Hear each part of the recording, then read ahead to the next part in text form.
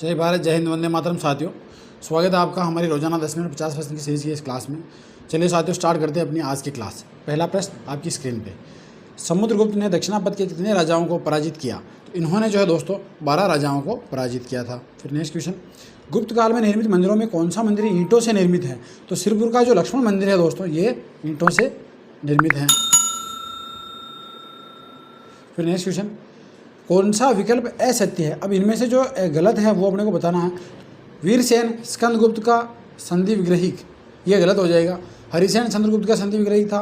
पृथ्वीसेन कुमारगुप्त प्रथम का मंत्री था और शेखर स्वामी जो चंद्रगुप्त द्वितीय का मंत्री था। तो ऑप्शन नंबर ए जो है अपना सही हो जाएगा।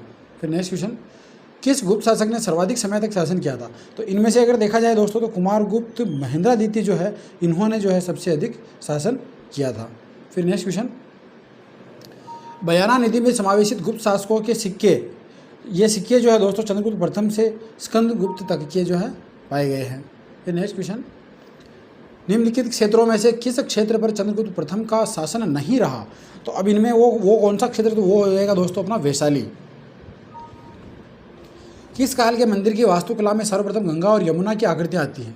तो गंगा और यमुना की जो आकृतियाँ दोस्तों ये गुप्त काल की वास्तुकला में आती हैं।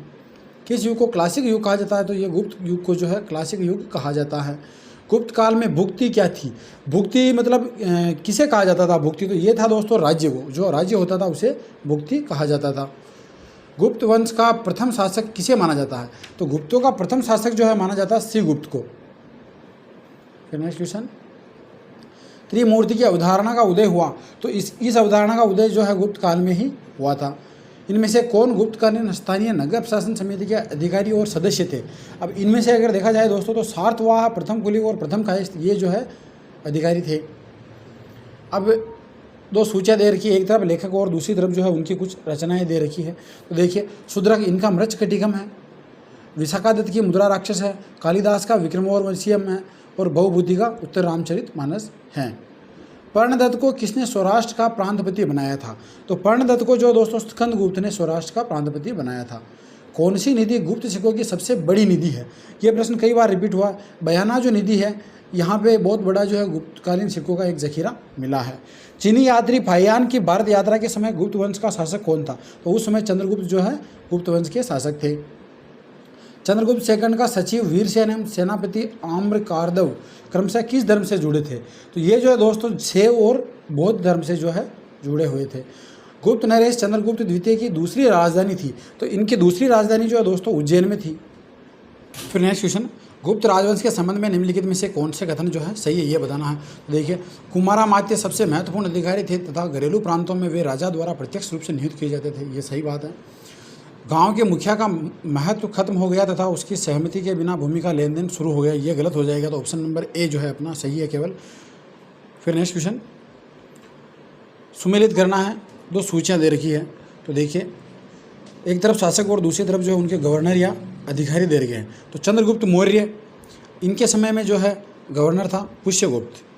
फिर अशोक तुषास्प और उसके बाद रुद्रदामन, इनके समय था सुविशाख और स्कंदगुप्त के समय चक्रपालित था।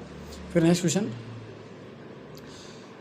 समुद्रगुप्त के संबंध में निम्नलिखित में से कौन से कथन सही हैं? कूट का प्रयोग कीजिए। अब इनमें से कौन से सही है ये अपने को बताना है। वह एक विजेता, एक कवि और एक संगीतकार था, सही थे। उसे लिच्छवी दोहित्र कहा जाता था, ये भी सही है। उसने पश्चिमी क्षत्रपों के सिक्कों की नकल की, ये गलत हो जाएगा। इलाहाबाद के स्तंभ अभिलेख में उसके अश्वमेध का उल्लेख नहीं है, सही है। तो 1, 2 और 4 जो है अपने सही है, तो ऑप्शन नंबर सी जो है सही हो जाएगा। 4वीं शताब्दी ईस्वी के मध्य का साम्राज्यिक शासक कौन था? तो ये जो है दोस्तों समुद्रगुप्त थे। फिर नेक्स्ट क्वेश्चन, 6वीं सदी के खगोलज्ञ वराहमिहिर देश के किस भाग से संबंधित है? तो ये जो है दोस्तों पश्चिमी मालवा से संबंधित हैं। समुद्रगुप्त के विषय में निम्न तथ्यों में किस एक की पुष्टि उसके इलाहाबाद स्तंभ अभिलेख से नहीं होती है? तो ये जो है दोस्तों उसने अश्वमेध यज्ञ का संपादन जो है किया था, ये नहीं होती है। फिर नेक्स्ट, कौन सा सम्राट एक कुशल संगीतज्ञ भी था? तो इनमें से अगर देखा जाए तो समुद्रगुप्त जो है एक कुशल संगीतज्ञ था। किस अभिलेख में महासामंत शब्द का सर्वप्रथम उल्लेख मिलता है? तो इनमें से अगर देखा जाए तो वेन्यगुप्त और गुणेंद्र का जो अभिलेख है इसमें इनका उल्लेख मिलता है। कौन सा युग्म सही सुमेलित नहीं है। अब जो गलत है वो अपने को बताना है। तो नागानंद, हर्षवर्धन, मुद्राराक्षस, विशाखा दत्त, मृच्छकटिकम, शूद्रक, रत्नावली, राजशेखर, ये गलत हो जाएगा क्योंकि ये हर्षवर्धन की, तो ऑप्शन नंबर डी जो है सही हो जाएगा। फिर नेक्स्ट हो जाएगा आपका, उपाधियों में से कौन सी एक समुद्रगुप्त से संबंधित नहीं है। जो उपाधि समुद्रगुप्त की नहीं थी वो बताना। तो देखिए विक्रमादित्य, ये जो है चंद्रगुप्त द्वितीय की उपाधि थी। फिर नेक्स्ट क्वेश्चन, मुद्राओं के विषय में कौन सा कथन असत्य है। जो गलत हैं वो अपने को बताना है। स्वर्ण मुद्राओं को गुप्त अभिलेखों में दिनार कहा गया है, सही है। गुजरात विजयोपरांत गुप्त शासकों ने स्थानीय विनिमय के लिए बड़ी संख्या में तांबे की मुद्राएं जारी की थी, ये गलत हो जाएगा। ऑप्शन नंबर बी जो है सही होगा।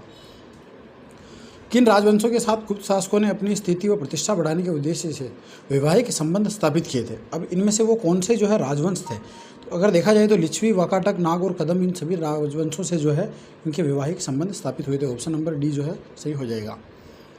फिर नेक्स्ट, फाहियान, हैंसांग और सिंह के विषय में कौन सा कथन सही नहीं है। जो गलत हैं वो बताना है। तो देखिए इन तीनों ने अपने संस्मरण लिखे था, इनमें अंग्रेजी में अनुवाद हुआ, सही है। तीनों ने भारत में अनेक वर्ष व्यतीत किए और यहीं की भाषा सीखी, ये भी सही है। तीनों ने सारे देश का भ्रमण किया, ये गलत हो जाएगा। तो ऑप्शन नंबर सी जो है सही हो जाएगा। कुमार देवी ने धर्मचक्र जिन विहार कहाँ बनवाया था। तो इन्होंने जो है दोस्तों नालंदा में बनवाया था। गंगा घाटी से मिहिर कुल को किसने अपदस्थ किया था। गंगा घाटी से अपदस्थ किया था नरसिंह गुप्त ने। फिर नेक्स्ट, कौन उद्रक कर चुकाते थे। उद्रक प्रकार का जो एक कर होता था ये चुकाते थे किसान। फिर नेक्स्ट, न्यूटन के सिद्धांत से बहुत पहले किसने गुरुत्वाकर्षण के सिद्धांत को घोषित किया था। तो उस समय गुप्त काल में घोषित किया था ये ब्रह्मगुप्त ने। विधवाओं से संपत्ति संबंधी अधिकारों की किसने उदार व्याख्या की है। तो विधवाओं के संपत्ति संबंधी जो है अधिकार, उनकी व्याख्या याज्ञवल्क्य ने की थी। ध्रुवाधिकरणी का क्या अभिप्राय है। ध्रुवाधिकरणी का अभिप्राय है कि धान्य में राजा के अंश का संग्रह करने वाला अधिकारी। गुप्त तथा गुप्तोत्तर अभिलेख में वर्णित नल शब्द का आशय है। तो यहाँ पे नल शब्द का आशय दोस्तों भूमि की माप। पुंड्रवर्धन भुक्ति अवस्थित थी, मतलब ये राज्य कहाँ था। तो ये जो है दोस्तों उत्तर बंगाल में अवस्थित था। चीनी यात्री सिंह के अनुसार गुप्त शासक श्रीगुप्त ने किस स्थान पर चीनी बौद्ध तीर्थयात्रियों के लिए एक मंदिर का निर्माण करवाया था। तो इन्होंने जो है मृगशिखवन में मंदिर का निर्माण करवाया था। किस अभिलेख में कुमार गुप्त को शरदकालीन सूर्य की भांति बताया गया है। तो ये बताया है तुमुन अभिलेख में। यह प्रश्न कई बार रिपीट हुआ है, सही सुमेलित करना है। देखिए एक तरफ प्रशासकीय विभाजन और दूसरी तरफ जो है उसके प्रशासक दे रखे हैं। तो इनमें से अपने को सुमेलित करना था कि प्रांत के अंदर होता था प्रांतपति, जिले में होता था विषयपति, नगर में होता था नगरपति और ग्राम में होता था ग्रामिक। किसने सोने के सिक्के वजन में सबसे अधिक भारी थे। मतलब सबसे अधिक भारी की बात करें तो वो स्कंदगुप्त के सिक्के थे। अभिलेखों में से किस एक में स्कंदगुप्त के राज्यकाल में हुणों के आक्रमण का उल्लेख है। तो हुणों के आक्रमण के उल्लेख की बात करें तो वो भीतरी अभिलेख में मिलेगा। किसने पहली बार व्याख्या की थी कि पृथ्वी के अपनी दूरी पर घूमने के कारण प्रतिदिन सूर्योदय एवं सूर्यास्त होते हैं। तो ये सबसे पहले बताया था दोस्तों आर्यभट्ट ने। फिर नेक्स्ट हो जाएगा, दो वक्तव्य दिए गए, एक कारण और दूसरा जो है कथन है। अब इनमें से अपने को इनको देख के बताना कि क्या सही और क्या गलत है। तो देखिए समुद्रगुप्त एवं कुमारगुप्त दोनों ने अश्वमेध प्रकार के सिक्के चलाए थे, सही है। दोनों ने ही अपने अभिलेखों में अश्वमेध यज्ञ के संपादन का उल्लेख नहीं किया है, ये भी जो है सही है, लेकिन ये इसका जो है सही व्याख्या नहीं कर रहा है। तो ऑप्शन नंबर बी जो है अपना सही हो जाएगा। फिर नेक्स्ट, चंद्रगुप्त द्वितीय विक्रमादित्य ने किस एक राजवंश से वैवाहिक संबंध नहीं स्थापित किया था। अब इनमें से वो कौन सा राजवंश है। तो वो हो जाएगा दोस्तों लिच्छवी राजवंश। फिर नेक्स्ट क्वेश्चन, गुप्त संवत को प्रारंभ करने का श्रेय किसे दिया जाता है। तो इस संवत को प्रारंभ करने का श्रेय चंद्रगुप्त प्रथम को दिया जाता है। चंद्रगुप्त द्वितीय ने विक्रमादित्य की उपाधि कब धारण की थी। तो इन्होंने जो है दोस्तों शकों के उन्मूलन के बाद जो है विक्रमादित्य की उपाधि धारण की थी। फिर नेक्स्ट, मेहरौली स्तंभलेख किस शासक से संबंधित है। जो मेहरौली का जो स्तंभलेख है दोस्तों ये चंद्रगुप्त द्वितीय से संबंधित है। फिर नेक्स्ट, दो वक्तव्य दिए हैं, एक कारण और दूसरा कथन है, इनको भी अपने को जो है मिलाना है। तो देखिए फाहियान चंद्रगुप्त सेकंड के समय भारत आया था, सही है। उसने चंद्रगुप्त सेकंड को अपनी राजधानी पाटलिपुत्र से शासन करते हुए वर्णन किया, ये गलत हो जाएगा। तो केवल ए ही सही होगा, आर जो है गलत हो जाएगा, ऑप्शन नंबर सी। ये थी दोस्तों अपनी रोजाना 10 मिनट 50 मिनट की सीरीज़ की आज की क्लास। आशा करता हूँ आपको क्लास पसंद आई होगी। अगर क्लास अच्छी लगी हो तो लाइक शेयर और सब्सक्राइब जरूर करें। धन्यवाद।